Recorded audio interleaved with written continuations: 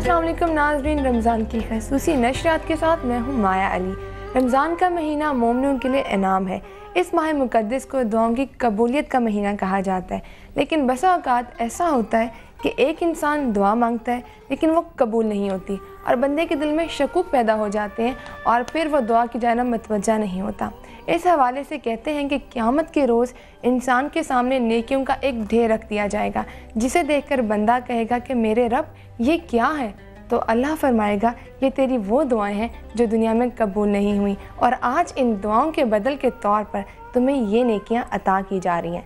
नाज़रीन, गुफ्तगू के इस सिलसिले को आगे बढ़ाते हैं और आपको मिलवाते हैं हमारी आज के मेहमान से। हमारी आज के मेहमान एक बहुत ही सुरीली गुलकारा हैं। इनके गाए हुए गीतों ने पाकिस्तान ही नहीं बल्कि जहाँ जहाँ उर्दू और पंजाबी समझी जाती है वहाँ वहाँ मकबूलियत के रिकॉर्ड कायम किए। उन्होंने ना सिर्फ फिल्मों में प्लेबैक सिंगर के तौर पर अपने आप को मनवाया बल्कि उनके सोलो एल्बम भी बेहद पसंद किए गए।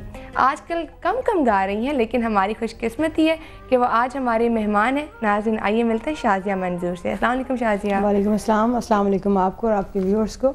कैसी हैं आप? आपको भी रमज़ान मुबारक। खैर मुबारक जी। रमज़ान कैसा गुजरा आपका? अल्हम्दुलिल्लाह अल्हम्दुलिल्लाह। काम साथ साथ चल रहा है या ब्रेक ले लेती हैं रमज़ान में? पहले वीक में मैंने ब्रेक ली थी, उसके बाद फिर अब तब से ये है कि अफ्तार सहर। लेकिन चूँकि इस फ्रेटर्निटी के हम लोग हैं तो हमारा ये भी फ़र्ज़ बनता है कि हम रमज़ान में कैसे हैं, कैसा गुजारते हैं, लोगों को ये भी पता चले। बिल्कुल से। अच्छा, कहते हैं कि जो आर्टिस्ट होते हैं उनका तो रमज़ान मतलब सफ़र में ही गुजर जाता है, आपके साथ भी ऐसे ही होता है? ऑब्वियसली आपको पता है कि एक ऑब्वियस सी बात है, कुछ लाहौर में होते हैं चैनल्स, कुछ कराची में, तो बाज़ औक़ात यहाँ पर आप प्रोग्राम कर रहे होते हैं, कभी आप वहाँ जा रहे होते हैं, तो हमारा तकरीबन सफ़र में गुजरा, क्योंकि हम बेसिकली तो हैं पब्लिक कमोडिटी, हमें पब्लिक जो है वो ओन करती है, तो हमने उनके लिए सफ़र नहीं करना तो फिर किसके लिए करना। बिल्कुल सही बात है।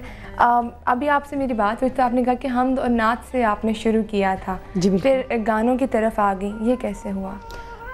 बेसिकली मैंने जब स्कूल में हम नात से स्टार्ट किया तो मुझे बहुत शौक़ था, है और रहेगा, क्योंकि नात रसूल मकबूल एक ऐसी सादत है कि जो हर मुसलमान के लिए मतलब बिल्कुल इंसान इसकी ख्वाहिश कर सकता है और ये तब पढ़ सकता है जब वो तौफीक दे जी। तो मुझे शुरू से बहुत शौक़ था, मैं पढ़ती हूँ, अक्सर पढ़ती रहती हूँ। स्टार्ट मैंने इससे लिया, पढ़ते पढ़ते गानों की तरफ आने का जहाँ तक ताल्लुक़ है तो वो इस तरह है कि म्यूज़िक चैलेंज हो रहा था उन दिनों, ये 94-95 की बात है, मैं क्वीन मेरी कॉलेज में थी। अच्छा। तो वहाँ पर जो जज थे वो आए हुए थे, बख्शी वज़ीर साहब, वो म्यूज़िक चैलेंज की वो तैयारी हो रही थी, लेकिन ये बैलेंस चलता रहा। आप देखें, आपने हमदो सना का एक अपना तरीका होता है इंसान का। आप बाज़ों का जो बात कर रहे होते हैं वो शायद लग रहा होता है किसी को कि शायद आपके लिए करें, लेकिन हो सकता है कि उसमें भी कोई दुआ पोशीदा हो। जैसे आपने कहा कि बहुत सारी नेकियां जो आगे रखी जाएंगी, तो वो बाज़ औक़ात हमारी जब कोई दुआ कबूल नहीं होती तो हम ये टेंशन ज़रूर लेते हैं। बिल्कुल सही। अभी आपसे और बातें करेंगे शायद, लेकिन वक्त हुआ यहाँ पे ज़िक्र खैर का और देखते हैं कि आज हमें अहमद जावेद साहब जन्नत की हकीकत के बारे में क्या बताते हैं। This segment is brought to you by मिलजुल के खुले खुशियाँ।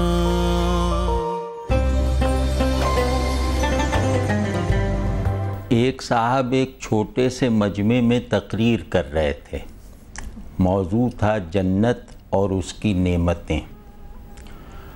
फरमा रहे थे कि देखो यहाँ जो छोड़ोगे वो जन्नत में पाओगे, यहाँ लज्जतें तर्क करोगे जन्नत में लज्जतें मिलेंगी, यहाँ राहतों को खैर बात कहोगे जन्नत में राहतें हासिल हो जाएंगी, यहाँ आराम को तज दोगे वहाँ आराम ही आराम होगा। ग़रज़ एक लंबी फ़हरिस्त उन्होंने गिनवा दी कि ये सब चीज़ें इस दुनियावी ज़िंदगी में छोड़ दो, इन्हें फिर जन्नत में हासिल कर लेना। उस मजमे में एक शख्स और था जिसने कहा कि जनाब जो चीज़ें यहाँ छोड़ कर वहाँ पाई जाएंगी उनकी हैसियत ही क्या है। जिस चीज़ को मैं एक बार छोड़ दूँ अपने इख्तियार और अपनी मर्ज़ी से, उसको दोबारा पाने की तलब क्यों करूँगा। یہ بے وقوفی بھی ہے اور پستی بھی ہے۔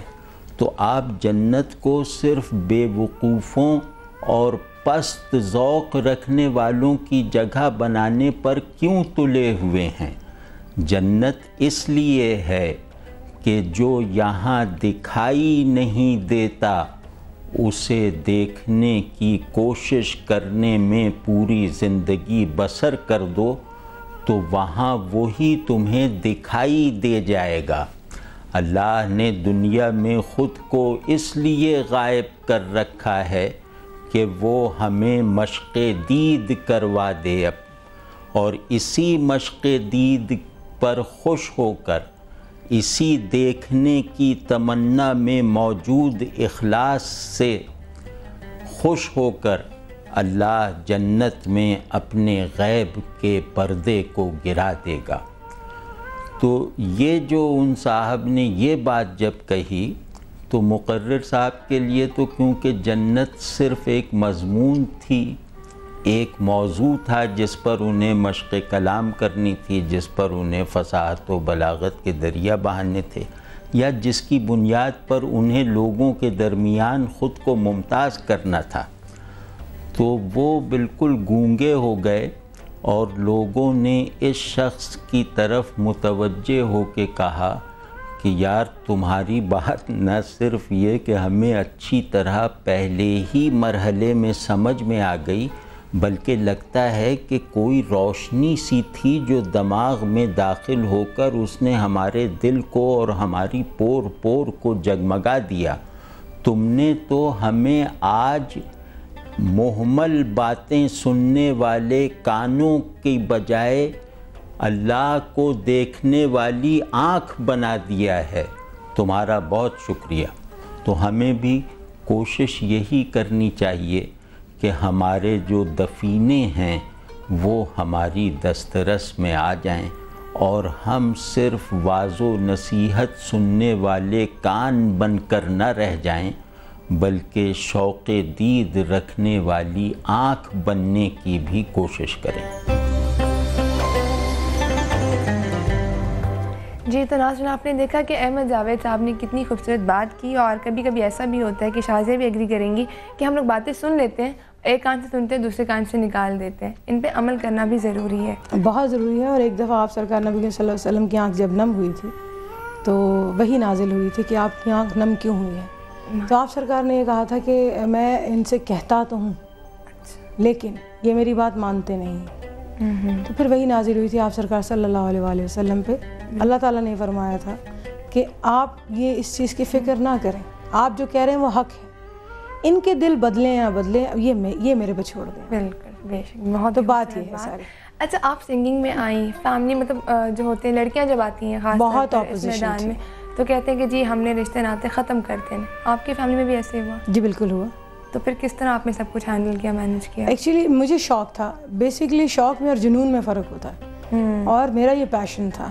میں اسکول میں، کالج میں، یا ویسے بھی آپ بھی کوئین میرین ہیں، مجھے بڑا اچھا لگ رہا ہے۔ جی ہم دونوں ہی کوئین میرین ہیں، ہم دونوں کوئین میرین ہیں۔ وہ الگ بات ہے کہ میں ان سے کافی سینئر ہوں، بٹ وہ یہ ہوتا ہے بعض اوقات، لیکن یہ ہے کہ میرا یہ پیشن تھا اور میں ہمیشہ اللہ تعالیٰ سے یہ دعا کرتی تھی کہ جو راستہ میرے لیے آپ منتخب کریں گے وہ بہترین ہوگا۔ اور آپ سے ابھی آپ کے پیشن کے بارے میں اور پوچھیں گے، لیکن ناظرین وقت وہ یہاں پہ پرائس لسٹ کا، اور آج بیسن کی قیمت ہم لوگ پتہ کریں گے، کیونکہ بیسن سے ہی پکوڑے بن رہے ہوتے ہیں اور بہت چیزیں بنتی ہیں، تو دیکھتے ہیں کہ بیسن کی قیمت کہاں تک پہنچی ہے۔ This segment is brought to you by دل سے جی لے خوشیاں، کہ مل جل کے کھلے خوشیاں۔